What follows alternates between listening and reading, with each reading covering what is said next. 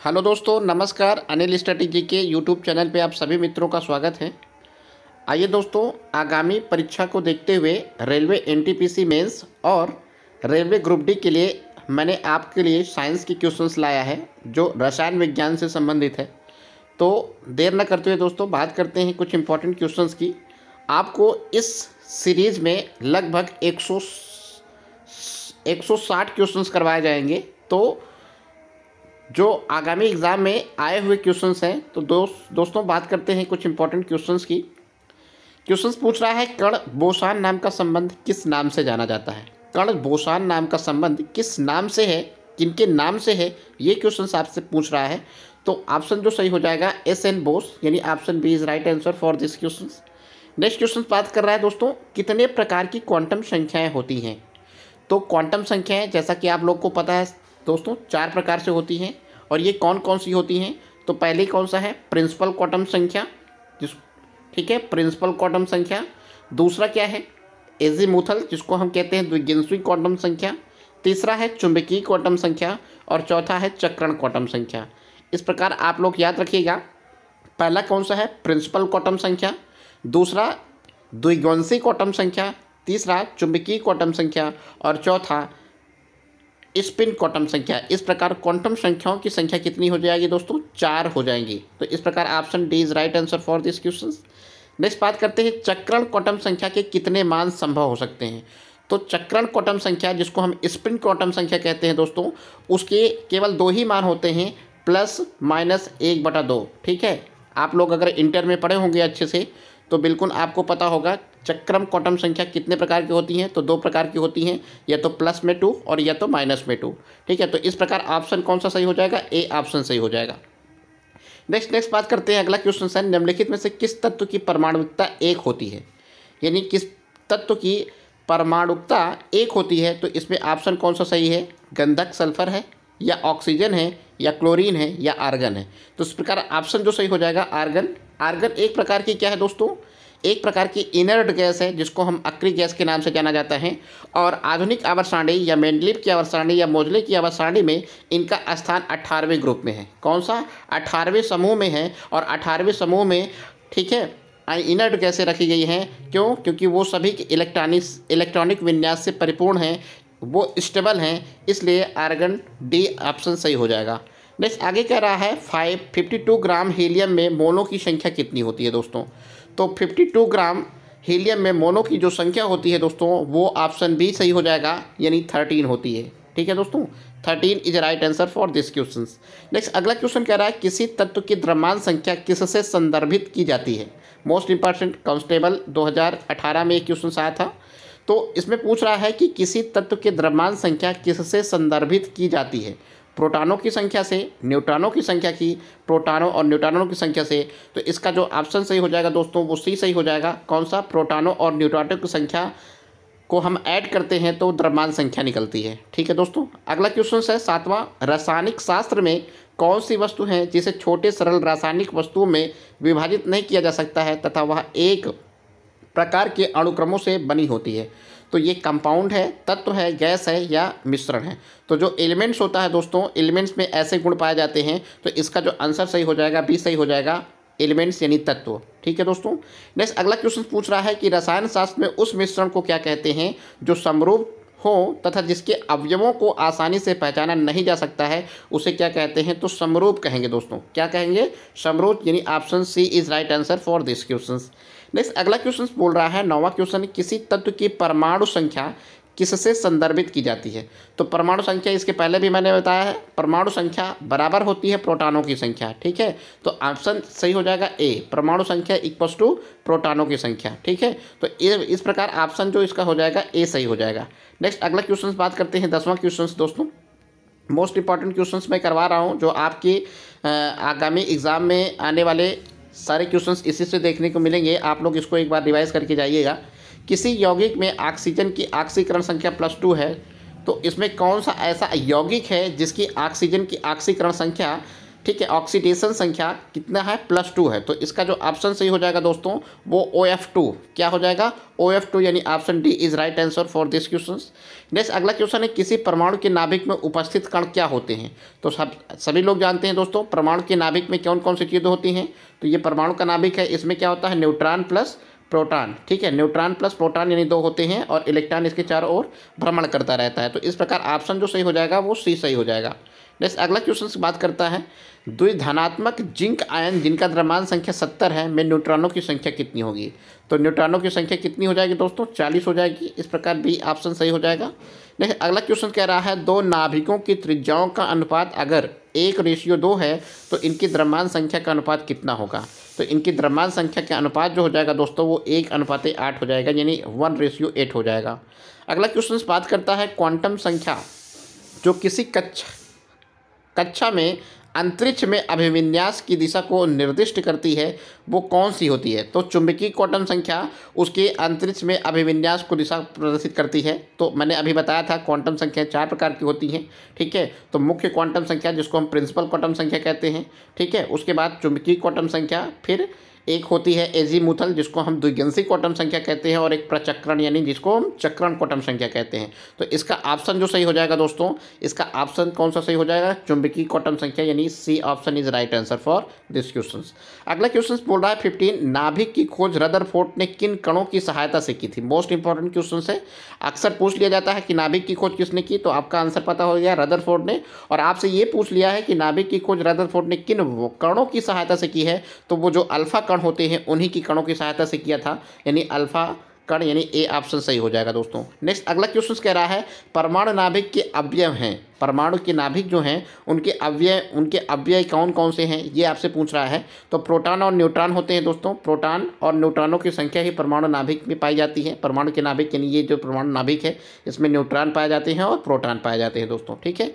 Next अगली बात करते हैं, परमाणु संख्या 17 और द्रव्यमान संख्या 35 के एक क्लोरीन परमाणु के नाभिक में होते हैं।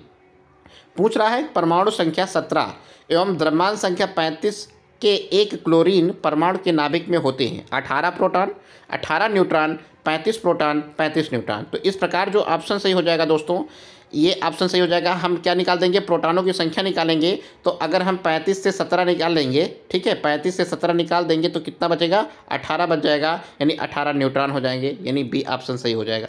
नेक्स्ट अगला क्वेश्चन कह रहा है, परमाणु भार का अंतर्राष्ट्रीय मानक कौन सा होता है। परमाणु भार का अंतर्राष्ट्रीय मानक कौन सा होता है, तो ऑप्शन सी सही हो जाएगा, अंतर्राष्ट्रीय यानी सी, यानी कार्बन सी, यानी कार्बन 12, ये ऑप्शन सही हो जाएगा, नहीं सी ऑप्शन सही हो जाएगा इसका। नेक्स्ट क्वेश्चन बात करते हैं दोस्तों, रदरफोर्ड ने भौतिकी में किस मूल कण की खोज की। रदरफोर्ड ने भौतिकी में किस मूल कण की खोज की, तो इसका ऑप्शन कौन सा सही हो जाएगा दोस्तों, प्रोटॉन, यानी बी सही है, प्रोटॉन की खोज की थी। रदरफोर्ड ने भौतिकी किस मूल कण की खोज की, तो प्रोटॉन की खोज की थी। नेक्स्ट अगला क्वेश्चन कह रहा है दोस्तों, अगले क्वेश्चन से पहले आप लोग को ये बताना चाहूँगा कि मेरे चैनल को अगर सब्सक्राइब नहीं किया दोस्तों तो सब्सक्राइब कर लीजिए और चैनल को लाइक कर दीजिए, क्योंकि आपका ही फ़ायदा है इसमें, ठीक है। और आपकी एक छोटी सी सहायता, मुझे भी कुछ इंस्पिरेशन मिलता है, उससे कुछ और करने की और अच्छा क्वेश्चंस लाने की कोशिश होती है मेरी, ठीक है। तो आई होप आप दोस्तों एक बार लाइक कर दीजिए, सब्सक्राइब कर दीजिए और फिर आप पढ़ते रहिए। नेक्स्ट अगला क्वेश्चन है दोस्तों, तत्वों के सबसे छोटे भाग को क्या कहते हैं। तत्वों के सबसे छोटे भाग को हम क्या कहते हैं, तो उसको क्या कहते हैं, परमाणु कहते हैं। क्या कहते हैं दोस्तों, परमाणु कहते हैं। नेक्स्ट अगला क्वेश्चन कह रहा है, नाभिक के धनावेशित होने की खोज की थी। नाभिक के धनावेशित होने की खोज किसने की थी, तो इसका जो ऑप्शन सही हो जाएगा वो रदरफोर्ड ने की थी, ठीक है। नाभिक की धनावेशित कोणों की खोज रदरफोर्ड ने की थी। किन कारणों के प्रकीर्णन से नाभिक का आकार आकलन किया जा सकता है। किन कारणों के प्रकीर्णन के नाभिक का आकार का आकलन किया जाता है। मोस्ट इंपॉर्टेंट, इसके पहले मैंने बताया था अल्फा कण जो होते हैं, ठीक है। इसका ऑप्शन ए सही हो जाएगा। नेक्स्ट अगला क्वेश्चन है दोस्तों, दो या अधिक समान परमाणु से जुड़ने से बनता क्या है। तो क्या बनेगा दोस्तों, यौगिक बनेगा। कौन सा ऑप्शन सही हो जाएगा, B is right answer for this question. Next अगला क्वेश्चन मोस्ट इंपॉर्टेंट है, जो इंडस्ट्री इंस्पेक्टर एग्जाम 2018 में पूछा गया है कि एक इलेक्ट्रॉन पर आवेश होते हैं। मोस्ट इंपॉर्टेंट क्वेश्चन है। तो एक इलेक्ट्रॉन पर जो आवेश होते हैं -1.6 × 10⁻⁻19 कूलाम होती है, यानी option C is right answer for this question. Next अगला क्वेश्चन कह रहा है दोस्तों कि निम्नलिखित में से कौन सा युग्म सही है, इसमें से आपको एक टिक करना है। पुलिस कांस्टेबल एग्जाम, ठीक है, 2007 में क्वेश्चन पूछा गया था, मोस्ट इंपॉर्टेंट क्वेश्चन है। इसमें पूछ रहा है कि कौन सा युग्म सही है, ठीक है।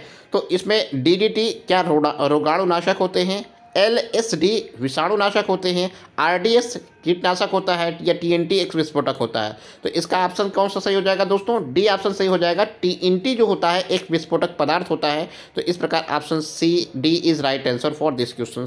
नेक्स्ट अगला क्वेश्चन 26 बोल रहा है अल्फा कण हैं, एक अल्फा कण जो होते हैं वो हैं, तो वो जो होंगे वो हीलियम के नाभिक होंगे, यानी option A is right answer for this question. Next अगला क्वेश्चन कह रहा है कि कॉपर सल्फेट के नीले क्रिस्टल के साथ पानी के कितने अणु जुड़े होते हैं।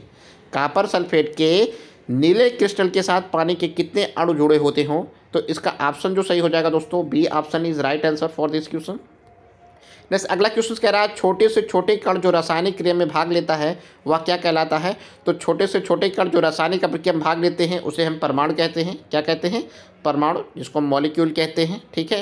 नेक्स्ट अगला कह रहा है कि फोटो इलेक्ट्रॉन निकलते हैं, फोटो इलेक्ट्रॉन निकलते हैं जब जिंक प्लेट को गर्म कर देते हैं, जिंक प्लेट को पीटते हैं, जब उपयुक्त आवृत्ति के प्रकाश द्वारा जिंक प्लेट को विकिरण देते हैं, जिंक प्लेट के उच्च वोल्टेज में उच्च, ठीक है, उपचारित करते हैं। तो इस प्रकार ऑप्शन क्या सही हो जाएगा दोस्तों, जब उपयुक्त आवृत्ति के प्रकाश द्वारा जिंक प्लेट को विकिरित करते हैं तो वो फोटो इलेक्ट्रॉन निकलते हैं। उसमें क्या निकलते हैं, फोटो इलेक्ट्रॉन निकलते हैं। इस प्रकार option C is right answer for this question, ठीक है दोस्तों।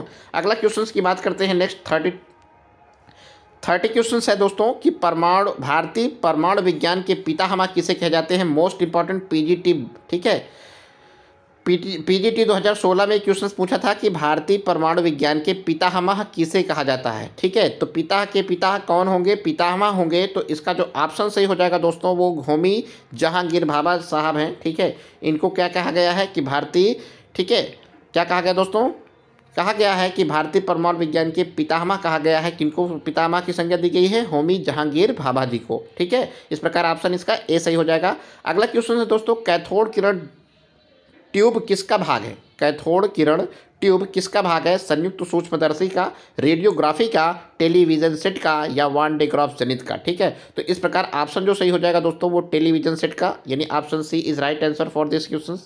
नेक्स्ट अगला क्वेश्चन कह रहा है निम्नलिखित में से किसका उपयोग विस्फोटक के रूप में किया जाता है। अभी इसके पहले टीएनटी जो भी एक प्रकार का विस्फोटक पदार्थ था। इसी प्रकार अगला क्वेश्चन पूछ रहा है कि किसका उपयोग विस्फोटक के रूप में किया जाता है। तो नाइट्रोग्लिसरीन का, ग्रेफाइट का, मर्क्यूरस ऑक्साइड का, या फॉर्मेसिक ट्राइक्लोराइड का। तो नाइट्रोग्लिसरीन एक विशेष विस्फोटक पदार्थ होता है। तो इसका ऑप्शन कौन सा सही हो जाएगा दोस्तों, A is right answer for this question. Next अगला क्वेश्चन की बात करते हैं। नेक्स्ट क्वेश्चन है वह तत्व जिसका परमाणु क्रमांक एवं परमाणु भार समान होते हैं उसे क्या कहते हैं। तो मोस्ट इंपॉर्टेंट, वह तत्व जिनका परमाणु क्रमांक एवं परमाणु भार समान होते हैं उन्हें हाइड्रोजन कहते हैं। क्यों, क्योंकि हाइड्रोजन का परमाणु क्रमांक और परमाणु भार एक ही होता है, एक समान ही होता है, ठीक है। तो इस प्रकार हाइड्रोजन, इसका ऑप्शन सही हो जाएगा, D option is right answer for this question. Next question बात करते हैं निम्नलिखित में से कौन सा सम इलेक्ट्रॉनिक आयन है। तो सम इलेक्ट्रॉनिक आयन आप समझ रहे हैं दोस्तों, इसका ऑप्शन जो सही हो जाएगा वो सी सही हो जाएगा। सम इलेक्ट्रॉनिक का मतलब क्या होता है, जैसे सबका इलेक्ट्रॉनिक विन्यास समान हो। तो इस प्रकार C option is right answer for this question. बस अगला क्वेश्चन कह रहा है कि सूर्य के द्वारा विकिरित ऊर्जा का कारण क्या है। सूर्य के द्वारा विकिरित ऊर्जा मोस्ट इंपॉर्टेंट क्वेश्चन है। अभी यूपी टीईटी पेपर में ये सारे क्वेश्चन पूछे गए थे। तो सूर्य के द्वारा विकिरित ऊर्जा किस कारण से होते हैं। तो नाभिकीय संयन द्वारा होता है दोस्तों, डी ऑप्शन सही हो जाएगा, नाभिकीय संयन द्वारा। नेक्स्ट अगला क्वेश्चन बोल रहा है कि न्यूक्लियॉन का मान होता है, ठीक है, न्यूक्लियॉन का मान होता है। इस पे ऑप्शन ये बता रहा है कि न्यूक्लियॉन का मान किसके बराबर होता है। तो न्यूट्रॉन और प्रोटॉनों की संख्या के बराबर क्या होता है, न्यूक्लियॉन का मान। कभी कभी ये क्वेश्चन पूछ लिया जाता है, मोस्ट इंपॉर्टेंट है। तो 1 मिनट दोस्तों, 1 मिनट, 1 मिनट दोस्तों, 1 मिनट, 1 मिनट।